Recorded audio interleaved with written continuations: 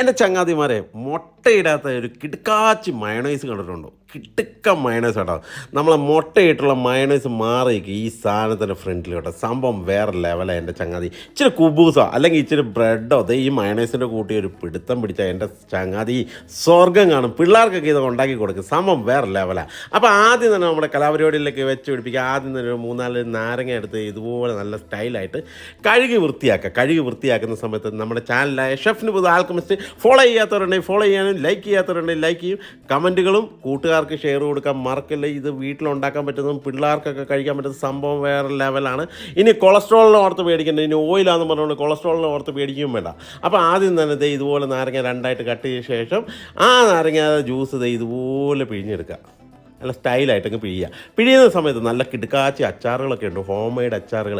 വേണ്ടവർ നമ്മുടെ WhatsApp number പഴയ വീഡിയോയ്ക്കകത്ത് കിടപ്പുണ്ട്. പുറകോട്ട് നോക്കി കഴിഞ്ഞാൽ വീഡിയോയ്ക്കകത്ത് നമ്പറുകൾ കിടപ്പുണ്ട്. വാട്സപ്പ് നമ്പർ നല്ല ബീഫ്, ചിക്കൻ, കേരമീൻ, ചെമ്മീൻ, കല്ലുമക്ക, മാങ്ങ, നാരങ്ങ, ഈന്തപ്പഴം ഇവ സാധനങ്ങളെല്ലാം ഉണ്ട്.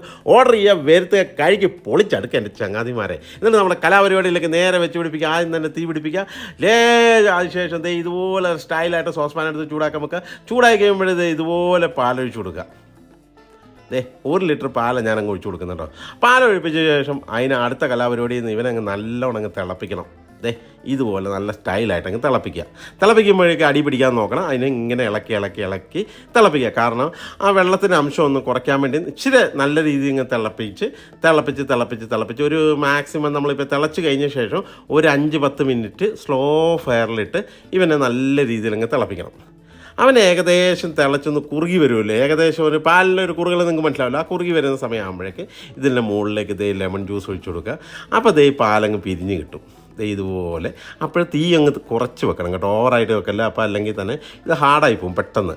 ഈ പനീരൊക്കെ ഉണ്ടാക്കത്തില്ല എന്ന് പറഞ്ഞ പോലെ തന്നെ ഇവനെ ഒന്ന് പിരിച്ചെടുത്ത ശേഷം നമുക്ക് വീട്ടിലൊക്കെ പനീരൊക്കെ ഉണ്ടാക്കാറില്ല എന്ന് പറഞ്ഞ പോലെ ഇതുപോലെ അരിപ്പയിലേക്ക് എടുത്തിട്ട് മറിച്ച ശേഷം വെള്ളത്തിനെ സെപ്പറേറ്റ് ആക്കി ആ പനീരിന് വേണ്ട സാധനങ്ങൾ ഇതുപോലെ സെപ്പറേറ്റ് ആക്കി എടുക്കുക.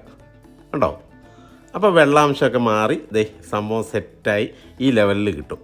എന്നിട്ട് അടുത്ത് ഒന്ന് തണുത്ത് കഴിയുമ്പോഴേക്ക് ലേശം ചെറിയ ചൂട് മതി കേട്ടോ, ഒത്തിരി ചൂടൊന്നും ലേശം തണുത്ത് ചെറിയ ചൂടിൽ ഇതുപോലെ മിക്സി ജാറിലേക്ക് ഒരു മറിച്ച ശേഷം അതിലേക്ക് 2 അല്ല 3 വെളുത്തുള്ളി പീസ് ഇട്ട് കൊടുക്കുക. ഇച്ചിരി ഉപ്പിട്ട് കൊടുക്കുക. ഇച്ചിരി കുരുമുളക് പൊടി ഇട്ട് കൊടുക്കുക. വൈറ്റ് പെപ്പർ ഇട്ട് കൊടുക്കുന്നത് കേട്ടോ. വൈറ്റ് പെപ്പർ ഇട്ട ശേഷം ലേശം ലെമൺ ജ്യൂസ് ഒഴിച്ചു കൊടുക്കുക.